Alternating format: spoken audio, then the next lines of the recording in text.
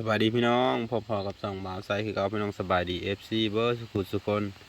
สบายดีตอนเช้าๆพี่น้องโพดฝนเนาะฝนตกเบิดมือเบิดคืนเจอความเสียหายหลากหลายอย่างว่าตอนนี้ก็ฝนอีกแล้ว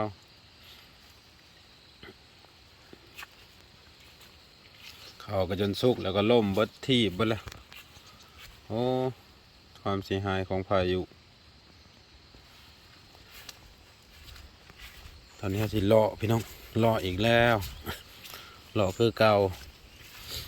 บ่เลาะกับบ่ได้อยู่กับบ่ได้เฮือนกะตกกระดอกกระเดี่ยวมาหาเบิ่งปูเบิ่งปลาเบิ่งทุกอย่างนะหารอเบิ่งเห็ดอีกก่อนพี่น้องตอนเช้าว่าสิมานบ่เนาะฝนนี่ก็ยอมอลีบ่พอเห็ดพี่น้องมาเบิ่งงัวกับพี่น้องว่าฝนเสียหายของพายุเนาะโนรูบูโนงัวก็จนบ่มีหม่องอยู่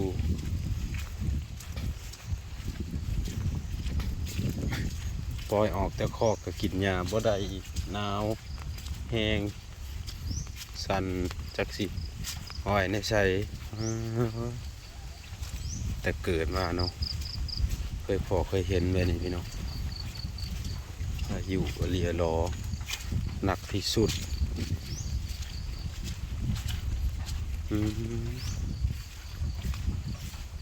มีหลังคาอยู่มายอมเข่าคอกระเปียเปื่อยกระโดด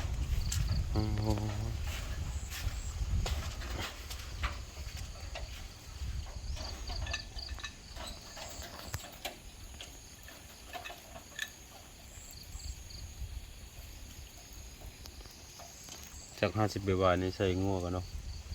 พื้นที่จำกัดโอ้โธ่กินแต่พางนี่แหละหรือว่าเพื่องนี่แหละหญ้าบ่ได้กินดอกงัวมันก็ออกบ่ได้คือเก่ามันก็บ่แก้ไปออกไปปล่อยก็บ่ไปพี่น้องอยู่แต่นี่แหละพอมันเปียกมันเปื่อยเด้สงสารงัวสุดๆแล้วครับแม่กินหญ้าบ่ได้ปลาเฮ็ดแต่บ่มีเฮ็ดบ่ออกแต่ในเฟซอะโก้ยโลดครับแบบนี้ลุบ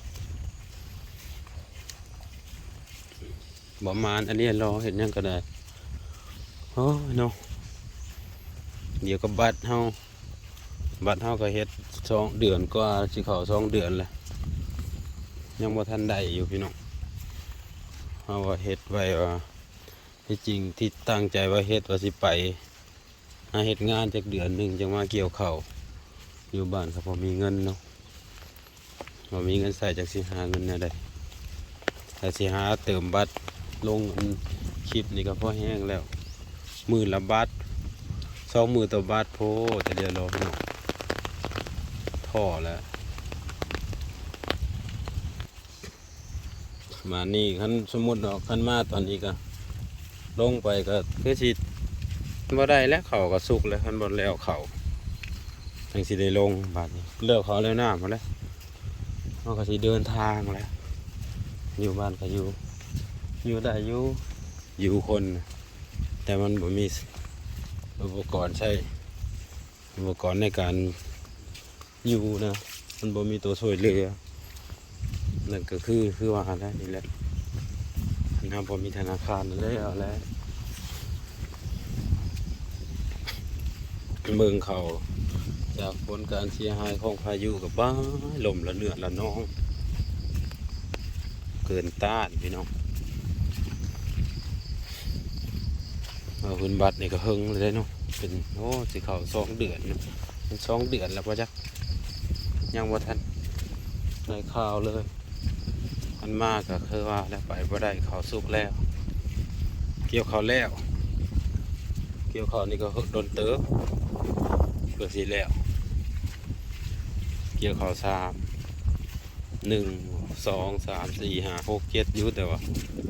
ไปเกี่ยวบ่สุคนลานกับเขาห้องเฮียน มีเฮาพี่อ้ายแล้วก็แม่ก็พ่อก็อยากอีก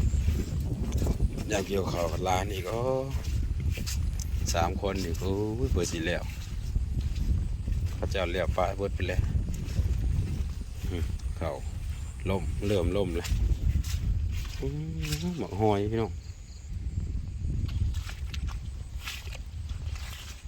นี่หมกหอย1 2 3สุกครับถือว่าผลชาวโตกในถือว่าเกี่ยวแล้วนี่นะ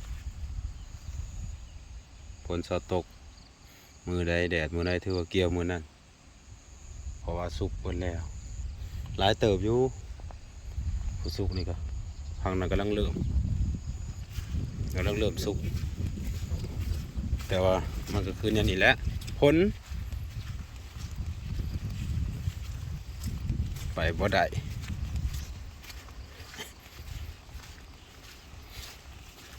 ผลก็พอผลนี่ก็ตอนนี้ยังล้มอยู่ปล่อยปลายจากสีนักช่วงได้แล้วคือเมื่อวานเนี่ยก็ตอนค่ำว้าตอนค่ำนะสุดตกนะตกเรียรอนี่พี่น้องห้องเสียหายเจออีกเลยโอ้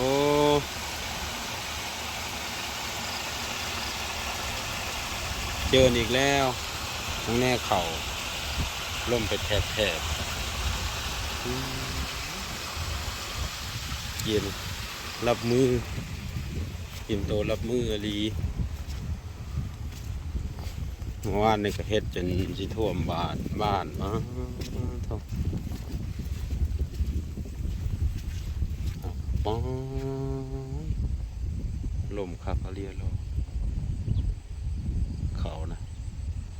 ว้าเท่าแย่อยู่แบบนี้วางมองนะเขาเจ้าเกี่ยวเลยเด้พี่น้องเขาเห็นคือมือนะเขาไปตลาดมันดงเขาเจ้าเกี่ยวแล้วเขาเกี่ยวใส่กระพนรถมาเขากับบริยานเลยเกี่ยวใส่ไว้เทียงเลยพรเขากับ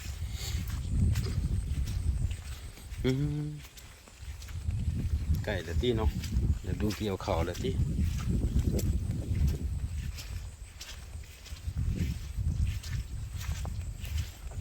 ตัวฝนตกดูตกดันก็บางหม่องกับป่าลงไล่บางหม่องกับผมมีป่าได้ตกโผคือของเฮาน่ะป่าหอนบนลงผมมีป่ามันเท่าให้หน้านะมียิ่งเท่าทางน้ำไหลนะแต่ว่าบนลงโตงครับถ้ามันเป็นอย่างไรมันขึ้นเบิด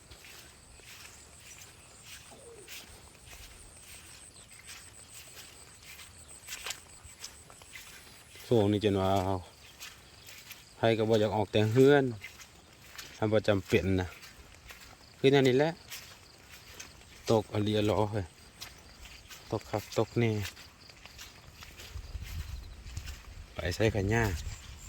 ลำบากในการสัญจรบ่มีเวียกจำเป็นไอ้รอคือสิบอกแต่เฮือนดอก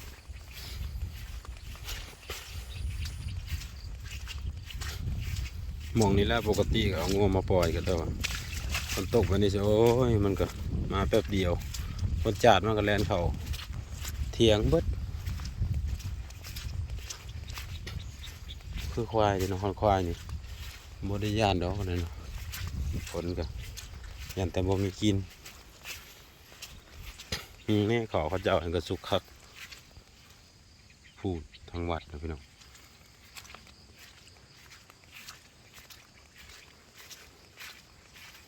ยังเงียบสงบอยู่ตอนนี้มีจีรียังบ่เห็นคนออกมาแถวไฮแถวหน้าใครก็ยังเบิ่งก่อน